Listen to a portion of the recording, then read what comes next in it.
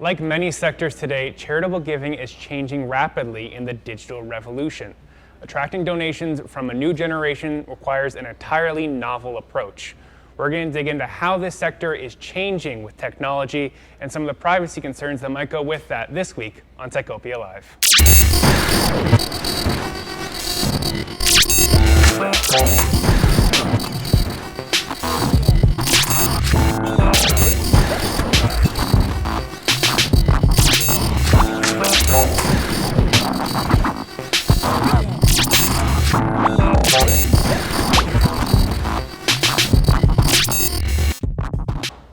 Hello, ladies and gentlemen, and welcome to Techopia Live. I'm your host, Craig Lord, the editor here at Techopia. This week we are back at Bayview Yards in the accelerator space where Invest Ottawa startups are, as always, working busily around us. This week we're talking not necessarily about a tech sector, but a sector that has been influenced heavily in recent years by technology. We're talking about charitable giving, and we're talking about an Ottawa company that has a new platform that might be able to stand out from the crowd when we're talking about crowdfunding and donations. Joining me to my right is Wallace Stagg. You are the Director of Charitable Giving at Make Giving Happen.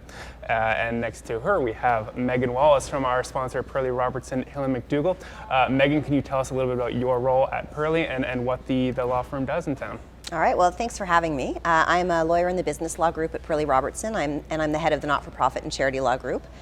We've been working with tech companies for a long time, and we run the whole range. We start working with teeny tiny ones that are just starting and incorporating, and we go all the way up to working with public companies, and we offer the whole range of legal services for whatever the tech companies might need, including the corporate side and intellectual property, and now obviously working with organizations that may be both tech and charity in terms of what I'm doing. And we're going to lean on your expertise or your interest in nonprofits and charitable giving in a moment, but Wallace, I want to dig into what Make Giving Happen is doing. This is a company that was spun off from a local agency, Real Decoy, to help local organizations like Carleton University with their campaigns, with donation campaigns. Can you tell us about what exactly this platform does? Dig into that a little bit. Yeah, so essentially we have, as you mentioned, a new generation of donors that have really different expectations for how they give their money. They really want to understand where their money is going and be reported back to about the contribution that they've made. What Make Giving Happen does is allow organizations to really easily expand the breadth and depth of the stories they give to those donors. Normally what we see with a lot of charitable organizations is you have a donate now, an instance of digital giving available on their website, but it's really an amount and a donate button. Make Giving Happen allows you to essentially enter a portal full of stories and inspiration that can really talk to your donor and feed them the information that they need to really take action and make the donation. Do you have an example of a particular story that helps resonate and maybe helps to drive more donations? Yeah, so for example, I'm a Carleton alumni. Many of us in Ottawa are, and we're used to getting those invitations to start giving as soon as we graduate.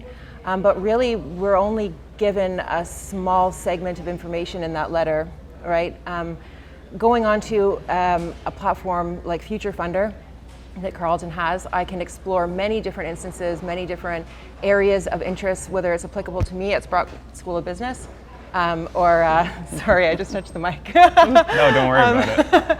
At Sprott School of Business, or I can explore just generally. One that I love that I found a couple months ago was a campaign looking for donations to help support animals at the school. Of course, we know that students need support animals and they go to classes with them, but we don't think about the logistics involved in that. They need food, they need leashes, they need a certain amount of care while they're at the school, and I can choose to donate to that cause, which is great. As opposed to me as an alumni as well from Carleton saying, give $100, give back to your school, it can say, give $50 and help this student with their support animal to attend classes and succeed. So that was more targeted storytelling to solicit donations. Megan, I want to bring you into the conversation and talk a little bit about platforms like this in general, talking about Make Giving Happen, other platforms like GoFundMe or even Indiegogo and Kickstarters. What has been the effect of these kinds of crowdfunding platforms on the charitable giving sector? I think it's been a really exciting development simply because people, and I'll largely say our generation, but people under a certain age, we're not writing the $25 monthly check. So I think a lot of charities were seeing a decline in donations as older donors were dying or retiring and not having as much money to donate from that monthly giving perspective.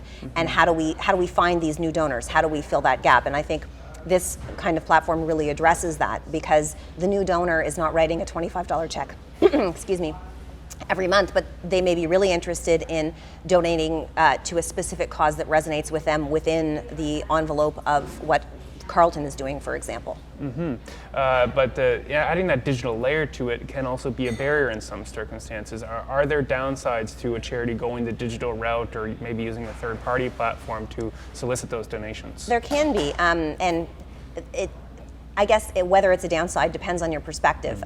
From the perspective of the charity, sometimes third-party applications don't allow you to know who your donor is. So you may be getting the donation, but you don't have the capacity to, say, write them a personalized thank you note or send them a follow-up email or package describing what their donation did. And I think charities increasingly recognize that donor management is a really important facet of giving.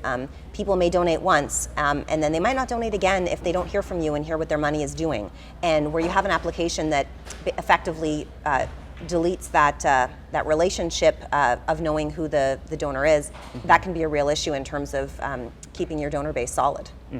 And Wallace, in terms of Make Giving Happen, how does it handle the relationship between the donors and the campaigns that they're donating to in those charities?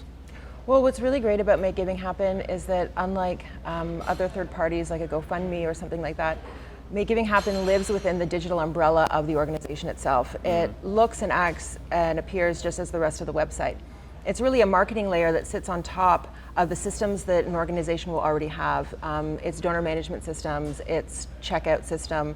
Make Giving Happen is really just a storytelling layer, a marketing layer on top of those existing systems that allows you to engage with the donor, but will really amplify that reach without impacting any of the existing systems that you already have. So as opposed to me going to Carleton and saying, Carleton hosting this on a GoFundMe page, I'm actually on Carleton.ca. I go to Future Funder, which is powered by Make Giving Happen, as I understand it, and I feel like I'm just still engaging with Carleton, and I'm still one of their donors.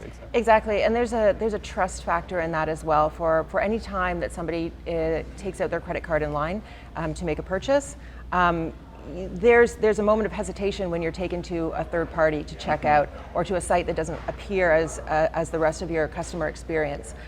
So what's great about this is that you're never leaving the site.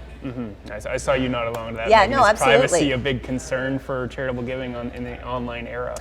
Privacy and security. Anytime you're dealing with anything online, right? You're inputting your personal information. You hear more and more stories about the compromise of personal information. I think we're hearing about it more, not because it happens more, but because people are better about reporting it and know they're supposed to. So obviously that's a concern. So when you're staying on that existing website, I think it offers the comfort that the donor is looking for. Definitely. Well, I think that basically brings us to the wrap-up point. I want to thank you both very much for sharing your perspectives and what you're doing in the charitable sector. Obviously, this is a rapidly evolving one, as we've talked about a lot today, so it's exciting to hear what Make Giving Happen is doing and some of the things we should be looking out for, or considering at least when we are making donations or trying to solicit them on both sides. So Megan Wallace and Staggs. A lot of Wallaces on this conversation today. Wallace Stagg, thank you very much for joining us. It was great to have you here. Thank you very much. Before I let you go, though, I want to take a quick moment and thank some of our sponsors, without whom Techopia Live would not be possible. I want to start with Number Crunch, offering virtual CFO services to SaaS firms. There's TD Bank, offering specialized services for tech firms. There's the University of Ottawa, Faculty of Engineering, creating the next generation of technical talent. There's Stratford Managers, offering services to help you scale up your tech venture. There's KRP Properties, offering so much more than just space. And of course, we had Megan here from Perley-Robertson, Hill McDougall, leaders in business and tech law. Now, Techopia Live is not just this fantastic show. We are also available online at obj.ca/Techopia with daily articles covering Ottawa's tech scene. You can follow us on social, on Facebook and Twitter at TechopiaOTT. And if you're watching us on YouTube, please take a moment to like and comment and give us your feedback, and subscribe if you'd like to see more of our weekly tech interviews. Apart from that, I just want to thank you very much for joining us for this week's episode of Techopia Live. We'll see you next week for the next episode. Hope to see you then.